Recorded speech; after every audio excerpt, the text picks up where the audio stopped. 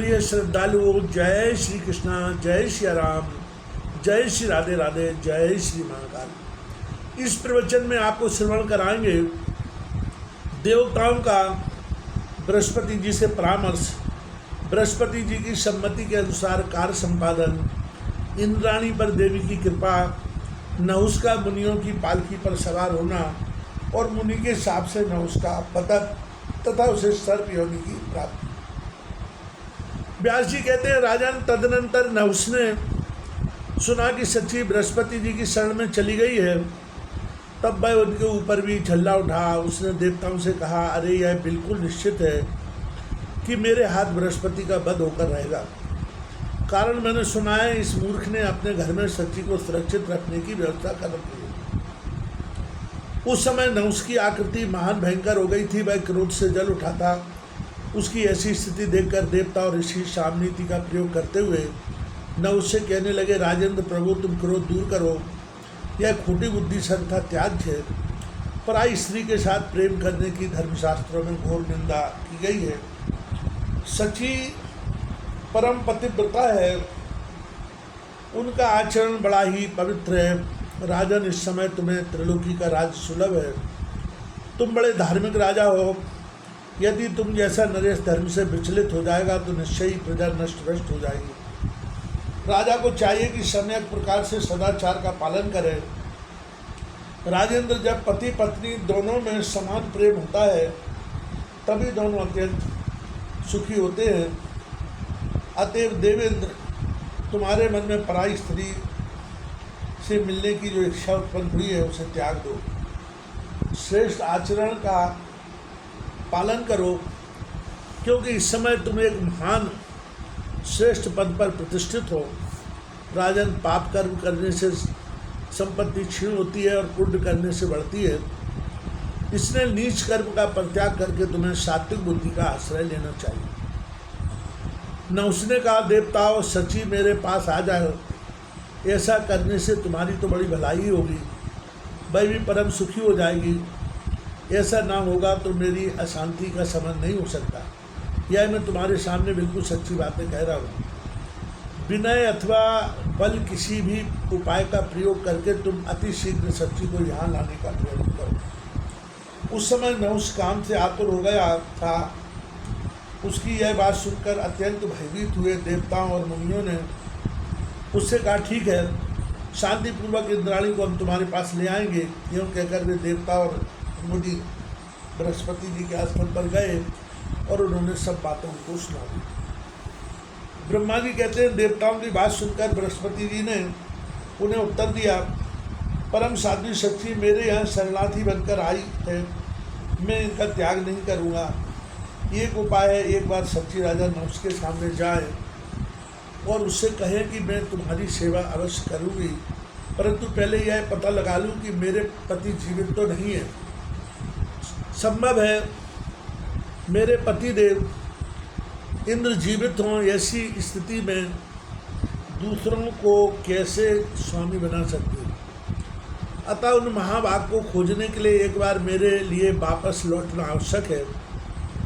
इंद्राणी को चाहिए कि इस प्रकार कहकर नहुष को धोखे में डाल दें, फिर जैसा मैं बताऊं उसके अनुसार पति देव को ले आने का प्रयत्न करना चाहिए। इस प्रकार आपस में परामर्श करके जितने भी देवता थे वे सब के सब सच्ची को साथ लेकर नहुष के पास पहुँचे। जब उस बनावटी इंद्र नहुष ने देखा कि देवता आ गए और साथ में सच्ची भी है, तब उसके हर्ष की सीमा न रही। वह ठाका मारकर हंसा और सच्ची से कहने लगा, प्रिय चारों लोचने, इस समय मैं इंद्र के पद पर प्रतिष्ठित हूँ। देवताओं ने मुझे यह गौरव प्रदान किया है। अखिल भूमंडल का शासन सूत्र मेरे हाथ में है। अतः आप तुम मेरी सेवा में आ जाओ। नहुष के यूँ कहने पर इंद्राणी के शरीर में कपकपी छूट गई। उसका हृदय आतंकित हो गया। फिर संभल कर वे उससे कहने लगी, देवेश्वर के पद पर शोभा पाने वाले नरेश, आपसे मैं एक अभिलषित वर की याचना करती हूँ।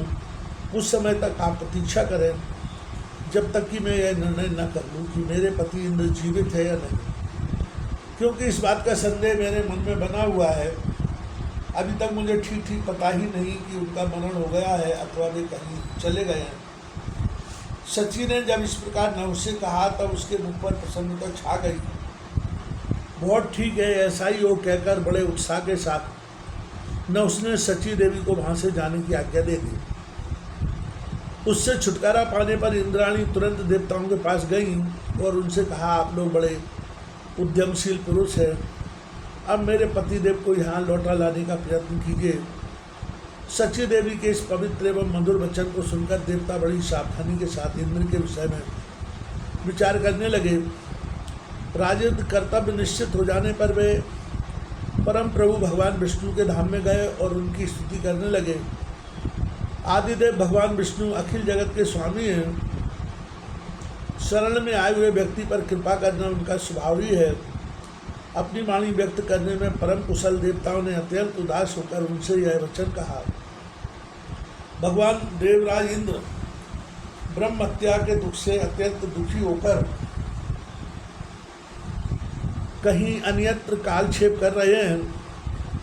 हम पर घोर संकट आ पड़ा है, इससे आप हमारी रक्षा करें और साथ ही इंद्र ब्रह्म हत्या से मुक्त हो जाए। इसका उपाय भी बतलाने की कृपा ही करें। देवताओं की यह करुण प्रार्थना सुनकर भगवान विष्णु ने कहा, देवताओं, इस अवसर पर ब्रह्म हत्या के पाप से मुक्त होने के लिए इंद्र को अश्वमेध यज्ञ करना चाहिए। इस परम पावन यज्ञ के प्रभाव से संपूर्ण कलमश धुल जाने पर वे फिर तुम्हारे इंद्र बन जाएंगे। फिर किसी प्रकार का कोई भय नहीं रहेगा। यह अश्वमेध यज्ञ भगवती जगदम्बा को संतुष्ट करने के लिए एक अचूक साधन है। यह निश्चय है कि इस यज्ञ से संतुष्ट होकर भगवती जगदम्बा ब्रह्म हत्या प्रवृत्ति सारे पापों को नष्ट कर देंगी और इंद्राणी भी नियम पूर्वक भगवती जगदम्बा की आराधना में लग जाएंगी। भगवती जगदम्बा कल्याणमयी है, इनकी आराधना करने पर सुखी होने में कोई संदेह नहीं है। देवताओं, अब अपने ही किए हुए पाप से नहुष का बहुत शीघ्र संहार हो जाएगा। इंद्र भी अश्वमेध यज्ञ के प्रभाव से पूर्ण पुण्यात्मा बनकर अपनी संपत्ति प्राप्त कर लेंगे। उन्हें अपना सर्वोत्तम आसन पुनः सुलभ हो जाएगा। अमित तेजस्वी भगवान विष्णु की यह पवित्र वाणी सुनते ही बृहस्पति जी को अपना अगुआ बनाकर वे उस अभिगत स्थान पर चले गए जहां इंद्र कालक्षेप कर रहे थे। उन्होंने वहां पहुंचकर इंद्र को आश्वासन दिया और सर्वोत्तम यज्ञ कराने की समुचित व्यवस्था की। उस यज्ञ के संपन्न हो जाने पर भगवान श्री हरि पधारे और उनके द्वारा ब्रह्म हत्या को विभाजित करके वृक्षों, नदियों, पर्वतों और स्त्रियों पर फेंक दिया गया। एवं ब्रह्म हत्या से मुक्त होकर इंद्र पुनः शुद्ध हो गए। यद्यपि उनकी चिंता शांत हो गई थी, फिर भी अपने अक्षय दिन की प्रतीक्षा करते हुए वे जल में ही ठहरे रहे। एक कमल का नाल उनका आश्रय बना था, कोई भी प्राणी उन्हें देख नहीं सकता था, अतः इंद्राणी के दुख का अंत नहीं हुआ। इंद्र के विरह में व्याकुल होकर वे बृहस्पति जी से कहने लगी, महाराज, अश्वमेध यज्ञ कर चुकने पर भी मेरे पतिदेव सामने क्यों नहीं आते? मैं अपने उन प्राणनाथ को कैसे देखूंगी? इसका उपाय मुझे बताने की कृपा करें। बृहस्पति जी ने कहा, पौलोमी, अब तुम कल्याण स्वरूपी भगवती जगदम्बा की आराधना करो।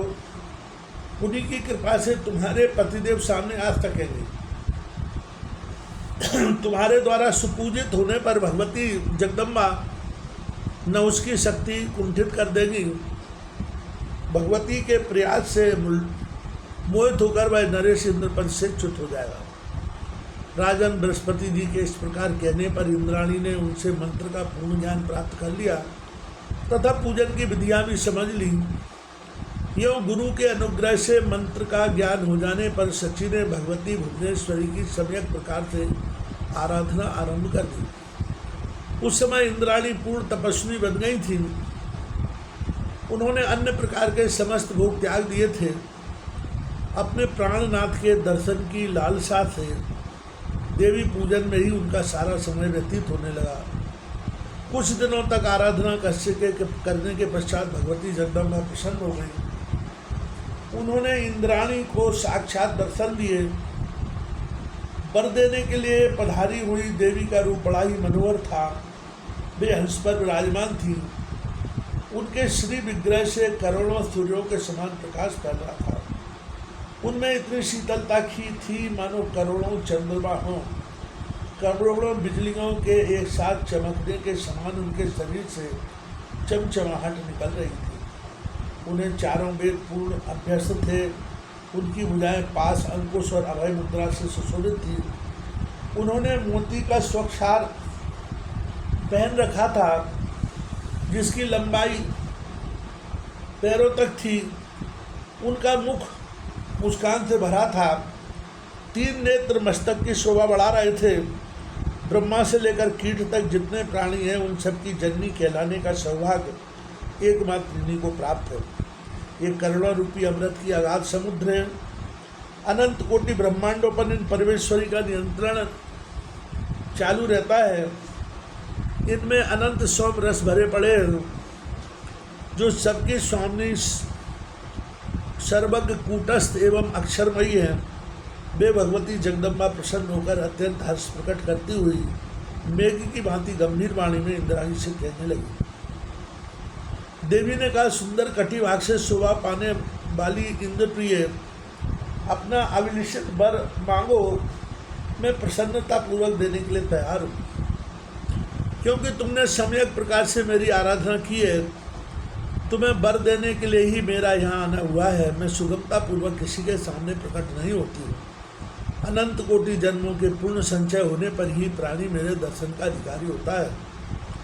उस समय इंद्राणी भगवती जगदम्बा के सामने हाथ जोड़े खड़ी थी। देवी के आज्ञा देने पर अत्यंत प्रसन्न होकर विराजने वाली उन परमेश्वरी से इंद्राणी ने कहा, माता, पतिदेव का दर्शन मुझे परम दुर्लभ हो गया है। मैं उसी को प्राप्त करना चाहती हूँ।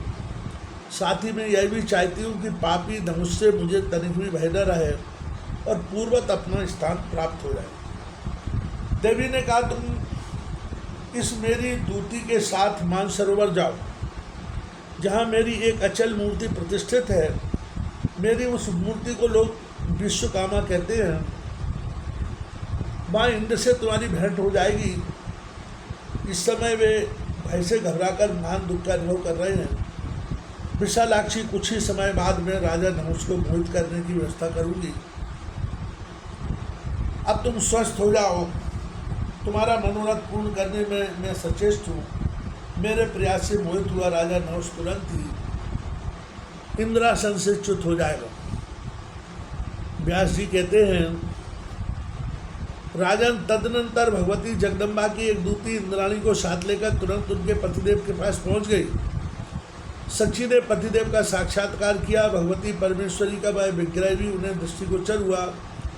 उस समय वही देवराज छिपकर कालक्षेप कर रहे थे। इंद्राणी के मन में बहुत दिनों से पतिदेव के दर्शन की लालसा लगी हुई थी। अभिष्ट कार्य सिद्ध हो गया। इससे वे प्रसन्नता से गदगद हो गए। व्यास जी कहते हैं, राजन, विशाल नेत्र वाली इंद्राणी का हृदय चिंता से भरा था।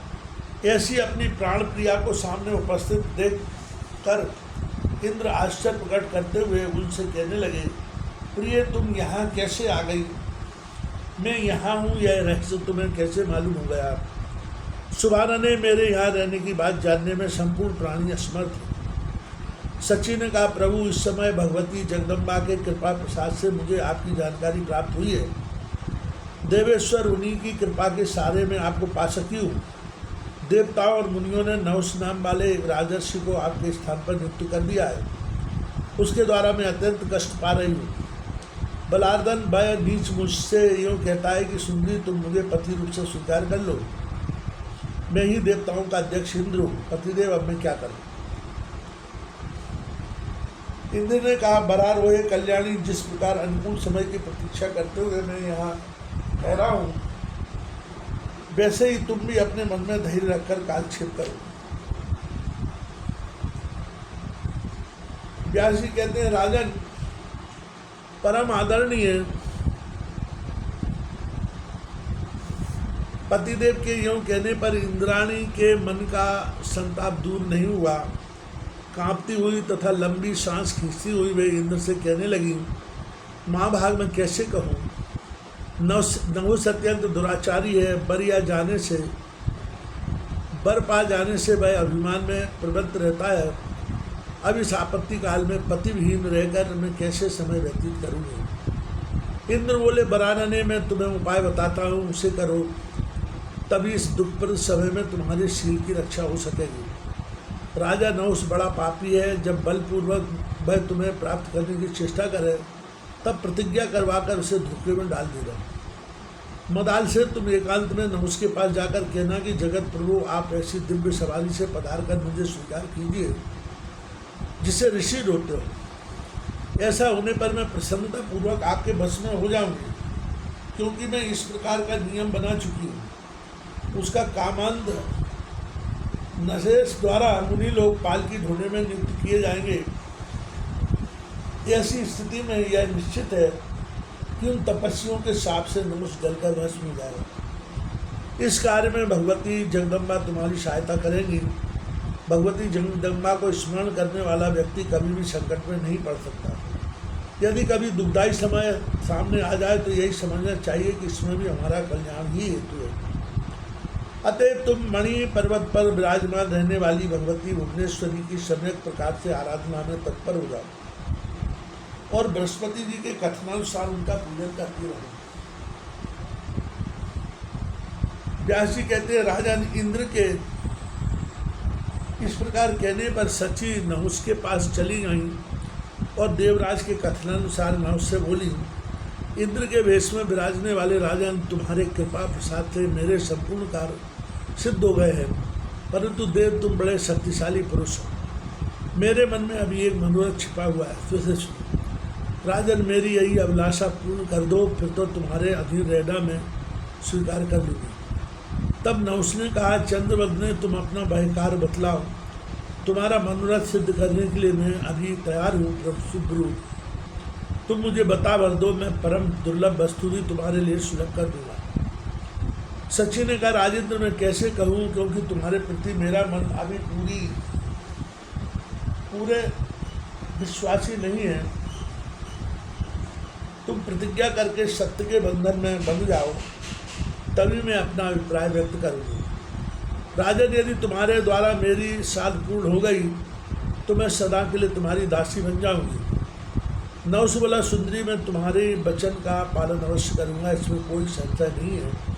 यदि मैं तुम्हारी बातों का अनादर करूं तो आज तक यज्ञ और दान के फलस्वरूप मेरा जो संचित पुण्य है वह सब नष्ट हो जाए। सची ने कहा, हाथी, घोड़े और रथ इंद्र की सवारी में काम आते हैं। विष्णु के गरुड़, यमराज के महिष, शंकर के वृषभ और ब्रह्मा के हंस वाहन है। कार्तिकेय मोर पर तथा गणेश चूहे पर चढ़कर यात्रा करते हैं।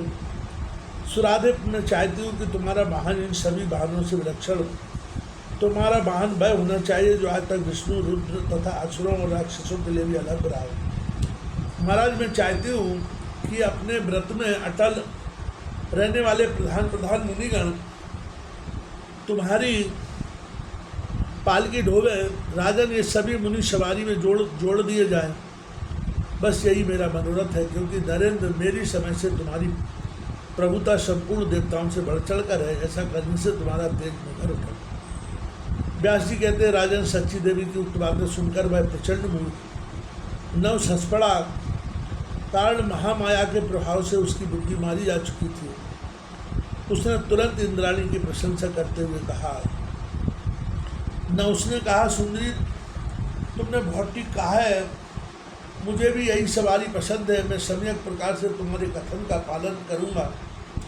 जिसमें थोड़ा पराक्रम हो वह भले ही मुनियों को सवारी ढूंढने के काम में ना लगा सके, किंतु मैं तो ऐसा नहीं हूँ। अतः शुच स्मृति, मैं इसी सवारी पर चढ़कर तुम्हारे पास आऊँगा। मुझ में तपस्या का अपार बल है।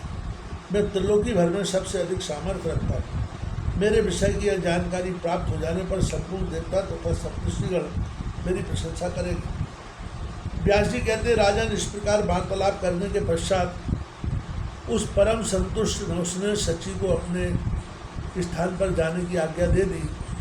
वह कामंद हो रहा था, उसने समस्त मुनियों को बुलाकर उनके सामने अपनी बात कर दी। न उसने कहा, विप्रो, अब इंद्र कहलाने का सौभाग्य मुझे प्राप्त है, मेरे पास सारी शक्तियाँ हैं। इस अवसर पर आप लोग प्रसन्नतापूर्वक मेरे कार्य साधन में तत्पर हो जाएं। इंद्र का आसन मुझे मिल चुका है, किंतु इंद्राणी अभी मेरे पास नहीं आ सकी। उसके आने का क्या साधन है, इस विषय में पूछने पर उसने प्रेम पूर्वक मुझसे कहा, देवेंद्र, मुनिगण जिस सवारी को चलावे उस पर चढ़कर आप मुझे पाने के लिए पधारिए। आदरणीय मुनियों, मेरा यह कार्य अत्यंत कठिन है, पर आप बड़े दयालु हैं, मेरा यह कार्य सम्यक प्रकार से सिद्ध हो, आप वही करें, क्योंकि सच्ची में आसक्त मेरा मन निरंतर संतप्त है। इस अवसर पर मेरे परम आश्रय केवल आप ही है, अतः इस महान कार्य को संपन्न करने की आवश्यकता करें। राजन, उन श्रेष्ठ ऋषियों में अगस्त्य जी सबसे प्रमुख थे। कृपालु होने के कारण अथवा होनारवश नहुष की यह खरी खोटी बात सुनकर वैसा ही करने के लिए वे सहमत हो गए। जब उन तत्वदर्शी मुनियों ने सच्ची में आसक्त हुए, उस नरेश की बात स्वीकार कर ली, तब तो उसकी हर्ष की सीमा नहीं रही। वह तुरंत एक परम मनोहर पालकी पर बैठा और दिव्य मुनियों को उसे ढोने के लिए नियुक्त करके सर्प सर्प अर्थात चलो चलो यूँ कहने लगा। उस समय कामातुर हो जाने से नहुष की बुद्धि मारी जा चुकी थी। उसने अगस्त्य जी के मस्तक पर अपने पैर से मार दिया। लोपामुद्रा के प्राणपति अगस्त्य जी परम श्रेष्ठ तपस्वी माने जाते हैं। वातापी नामक राक्षस उनका भक्ष्य बन चुका है। एक बार वे समुद्र को पी गए थे। पापी नहुष ने ऐसे सुयोग अगस्त्य जी पर कोड़े से भी चोट पहुंचा दी। इंद्राणी के चिंतन में अत्यंत व्याकुल उस नरेश के मुख से मुनियों के प्रति सर्प सर्प अर्थात चलो चलो यही शब्द बारंबार निकल रहे थे। फिर तो अगस्त्य जी ने कुपित होकर नरेश को साप दे दिया। तारे नीच, तू वन में भयंकर शरीर वाला एक महान सर्प बन जा।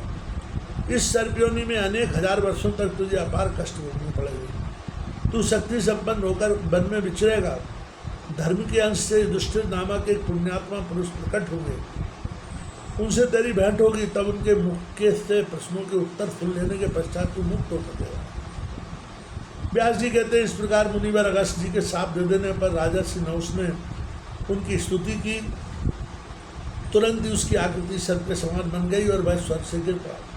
तदनंतर बृहस्पति जी बड़ी शीघ्रता के साथ मानसरोवर पर गए और उन्होंने वहाँ के सब समाचार विस्तार पूर्वक इंद्र को सुना दिए। नहुष स्वर्ग से गिर गया इत्यादि बातें सुनकर देवराज को मन में प्रसन्नता छा गई। राजन, नहुष अब धरातल पर चला गया, यह देखकर सभी देवता भी मुनियों सहित उसी मानसरोवर पर इंद्र के पास गए और देवराज को आश्वासन देकर उन्होंने इंद्र को स्वर्ग में ले आने की व्यवस्था की। उनके द्वारा बड़े सम्मान के साथ इंद्र स्वर्ग में लौट आए। इसके बाद देवता और मुनियों ने उन्हें आसन पर विराजित कर मंगल अभिषेक किया। इंद्र भी अब अपने आसन के अधिकारी बनकर शची के साथ स्वर्ग में विराजने लगे। व्यास जी कहते हैं, राजन, इस प्रकार इंद्र को अत्यंत भयंकर कष्ट उठाने पड़े हैं। भगवती जगदम्बा की कृपा प्रसाद से इंद्र पुनः अपने स्थान पर प्रतिष्ठित हुए। राजन, वृत्तासुर के वध से संबंध रखने वाली ये सारी कथाएं मैं तुम्हें सुना चुका। तुमने जिस विषय में प्रश्न किया है वह कथा बड़ी ही विलक्षण है। जो जैसा कर्म करता है उसके सामने वैसे ही फल आते हैं, क्योंकि अपने किए हुए शुभ अथवा अशुभ कर्मों का फल भोगना प्राणियों के लिए अनिवार्य है, उसे कोई टाल नहीं सकता।